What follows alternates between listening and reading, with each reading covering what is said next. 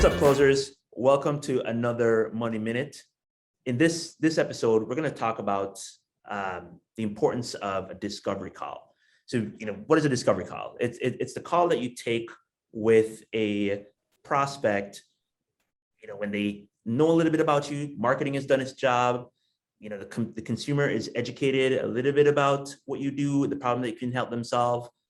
But, if they're about to invest the time to talk to you, if you're in a sales role, you got to be prepared for that meeting. So in this episode of Money Minutes, we're going to break down, how you prepare for that meeting, what should you expect to accomplish in that meeting, and what's the next step in the sales process after that meeting.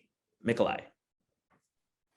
Hey, thanks, Garrio. Yeah, so discovery call is important because how else are you going to learn?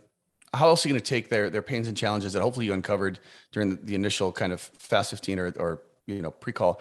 How are you going to know anything about it? If you don't go deeper. So it's an obvious means to an end. But how to run a successful one, and I found this with any sort of step in any sales cycle, is let's remove all the surprises. So by sending out, hey, we talked about this, that, and the other thing. We're going to take it a step further. We're going to spend 60 minutes together. This would be an email, also included in the invite, so on and so forth. So it's all over the place. There is no surprises. You just recap what you learned.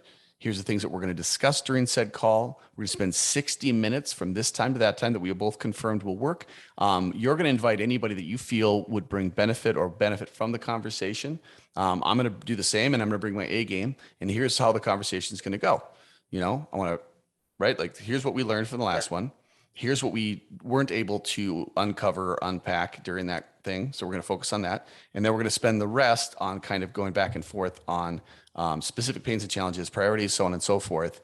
And then, and we're going to close with, if everything makes sense, to move forward into the next stage in our cycle. And you do that. And so when you show up, there's no surprises. First of all, they already read what's going to happen. So all you got to literally do is just repeat that. Yep. Does that still work? 60 minutes still work? Yep. So Sarah, I've never met. What are you hoping to get out of this conversation? This, that, the other thing. Okay. Well, last time we spoke with Garrio, we discussed these things. Anything that I missed here that you would like to converse on during our 60 minutes together?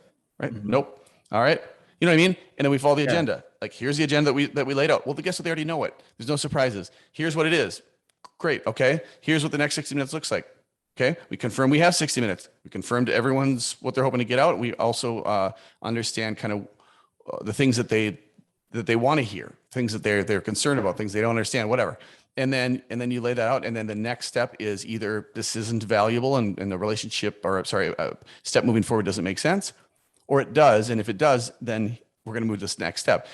It's simple, but it just takes a little bit of extra work, right? And it's being firm. You're not being forceful, and you're not being, you're not being crass. You're just being firm. You're saying, hey, if you're going to work with me, there is order to the process. Just like when you buy our service or buy our product or whatever, you're going to have the same white glove experience, Right.